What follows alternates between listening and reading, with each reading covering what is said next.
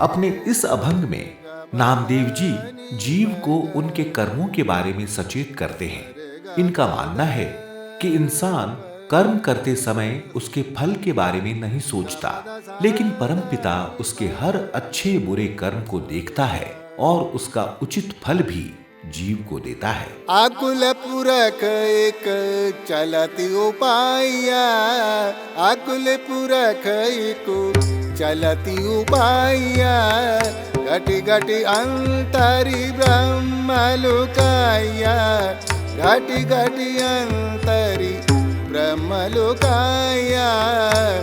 नामदेव जी कहते हैं कि उस परम पिता ने एक अनोखी लीला रची हुई है। इस सृष्टि में जीव जंतुओं का सृजन करके उनके हृदय में वो स्वयं जाकर बैठ गया है। यानी कि अलग अलग नजर आने वाले सभी जीव उस परमात्मा का ही रूप है। जी की ज्योति न जाने कोई, जी की ज्योति न जाने कोई, प्रेम किया सो मालूम होई, जीव पर गासिया माटी कुंबेऊ, आप ही करता बिठुलु देऊ, आप ही करता बिठुलु देऊ। आकुल पुरख एक चलित उपाया, आकुल पुरख एक चलत उपाया। जीव को ये तो पता रहता है कि वो क्या कर रहा है, लेकिन वो इस बारे में अनभिज्ञ है कि जो वो कर रहा है उसे करवाने वाला कौन है, उसकी आत्मा में प्रकाश डालने वाला कौन है। अपनी ही आत्मा को वो ठीक से जान नहीं पाता।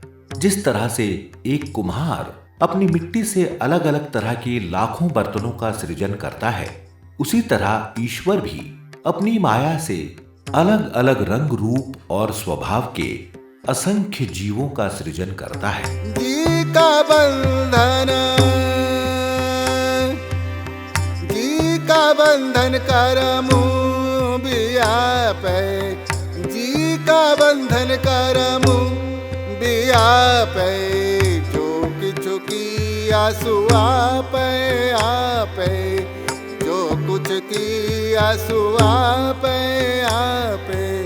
प्राणवती नाम देऊ इहु जीव चितवै, जीव चितवै सुल है, अमरु होई सदा आकुल रहे, अमरु होई सदा आकुल रहे। आकुल पुरख इको चलत उपाया। देखने में तो ईश्वर का बनाया जीव स्वतंत्र नजर आता है, लेकिन ईश्वर ने सभी को कर्म और फल की डोर से बांध रखा है। अज्ञानी जीव को ईश्वर की ये डोर नजर नहीं आती, इसीलिए वो बिना कुछ सोचे समझे कर्म किए जाता है। उसे यही लगता है कि वो जो भी कर रहा है अपनी मर्जी से कर रहा है। उसके कर्म के पीछे परमात्मा की मर्जी से वो बेखबर रहता है।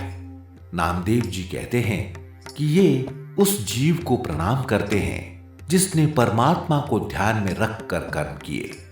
उस जीव ने मोक्ष चाहा था जो उसे मिला, और वो जीव मरकर भी परमात्मा में समाकर अमर हो गया। आकुल पुरख इको चलत उपाया, घटी घटी अंतरि ब्रह्म लुकाया।